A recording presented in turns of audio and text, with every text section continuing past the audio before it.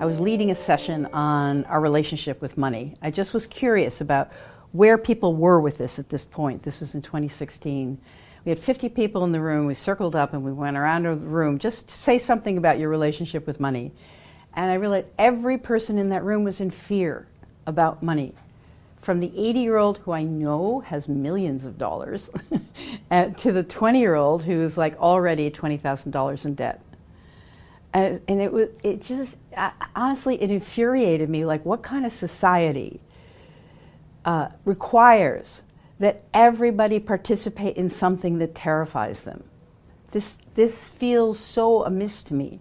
People are not fully rational, and they make many choices that if they reflected upon them, they would do differently. There's no question about that. The major tendency is people tend to frame things very narrowly.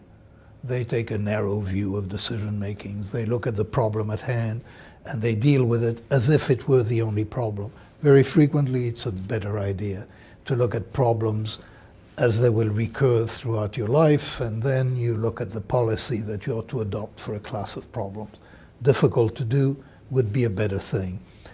People frame things narrowly in the sense, for example, that they will save and borrow at the same time instead of somehow treating their whole portfolio of assets as one thing. If people were able to take a broader view, they would in general make better decisions. So that is certainly one of the weaknesses of human decision making. We call it narrow framing.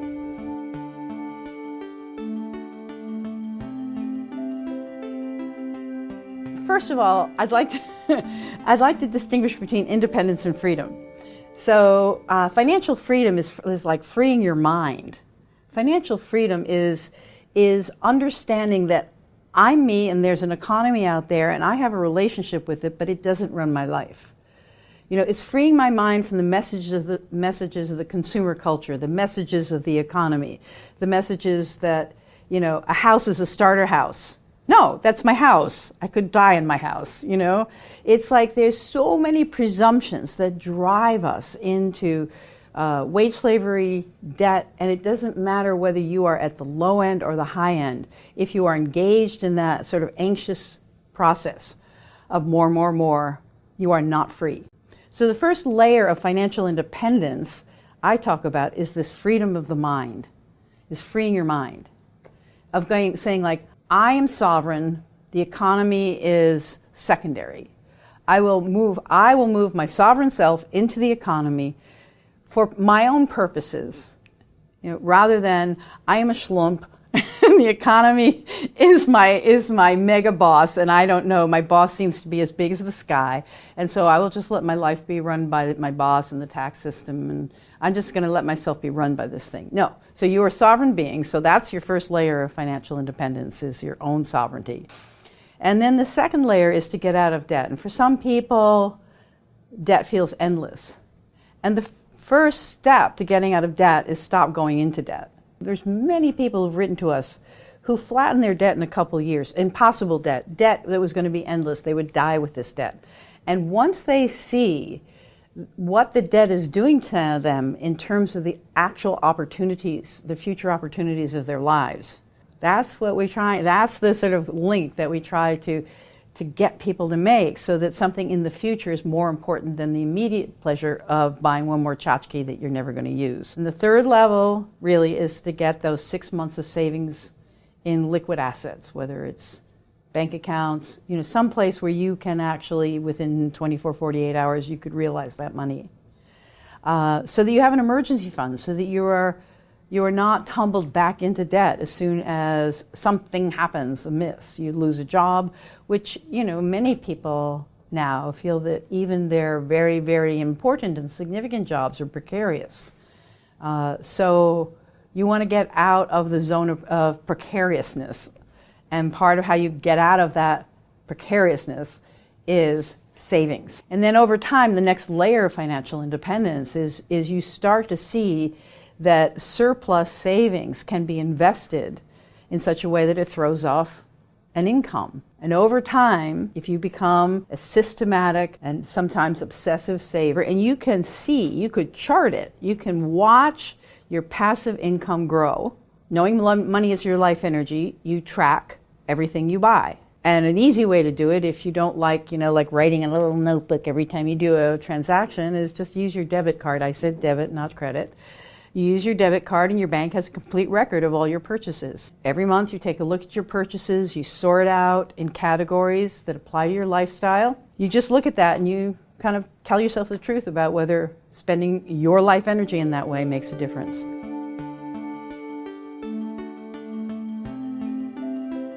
You need to be numerate for certain kinds of decisions. So numerate people have a significant advantage over those who are not.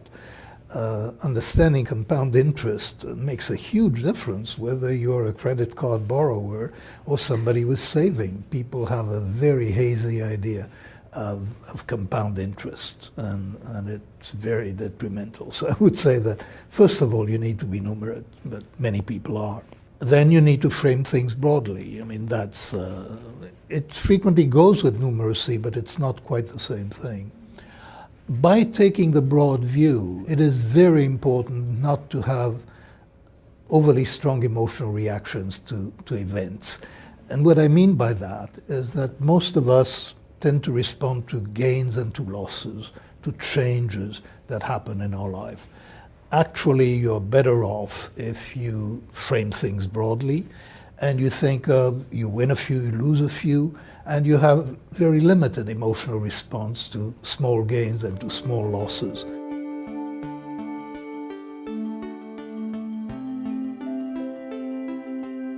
There's so many ways in which we project onto money the ability to not only make us happy, but to make us better than other people, or safe, or, so many deep gut level emotional feelings are playing themselves out in our relationship with money. We want more money and we want more happiness, so maybe if we get more money, we'll get more happiness. And it turns out that the relationship is really a lot more complicated than that. It's not too surprising to say that money can't buy you happiness. We've heard that phrase a lot, but that doesn't help us understand then what kind of spending will actually make us happy and what kind won't. So we've got a certain limited time on the planet. We're going to spend a third of it sleeping. We're going to spend another third of it, commuting and showering and, and sitting at a desk and doing somebody else's bidding. That's not a lot of life. So you think I got a third, I have a third of my waking hours are mine to do whatever I want, Who am I? So it's like, it then sends it into an existential question. Who am I? What do I care about? What do I want the impact of my actions to be? What do I want to learn? What do I want to understand? What do I want to feel, taste, touch? What do I want in what Mary Oliver calls my one wild and precious life? What we tend to find when we look at the data is that the biggest category of things that people spend on is stuff for themselves. Of course, we need to pay rent or our mortgage, we need to have a car, we need to have food and clothes, but it seems as though people are spending an inordinate amount of their money on stuff for themselves. And the biggest problem from our standpoint as psychologists is the percent of money that you spend on stuff for yourself is completely uncorrelated with how happy you are with your life.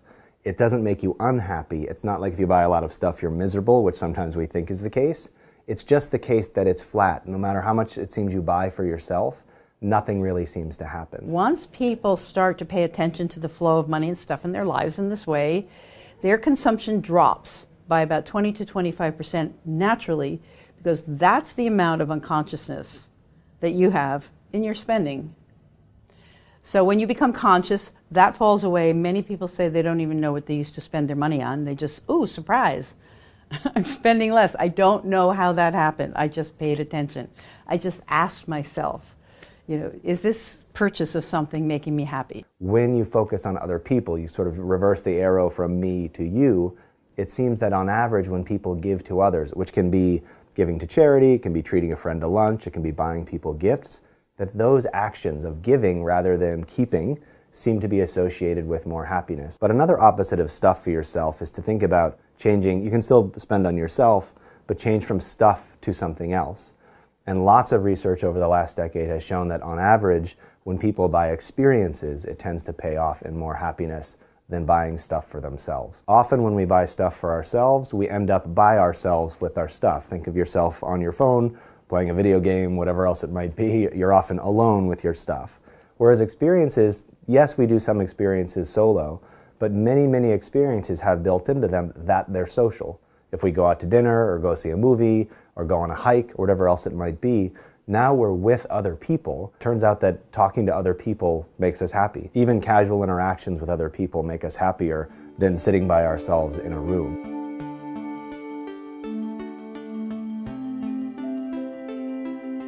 80% of children, 80, get to college having never had a conversation with their parents about money, where it comes from, how it's earned, how it's spent, what debt is. You can't just give your kids, launch them into their lives without giving them the tools. So I went to what I thought would be the smartest people to talk to about this, Warren Buffett's bankers. They advise the wealthiest families in the country, and I thought, they must know more, they can help my family.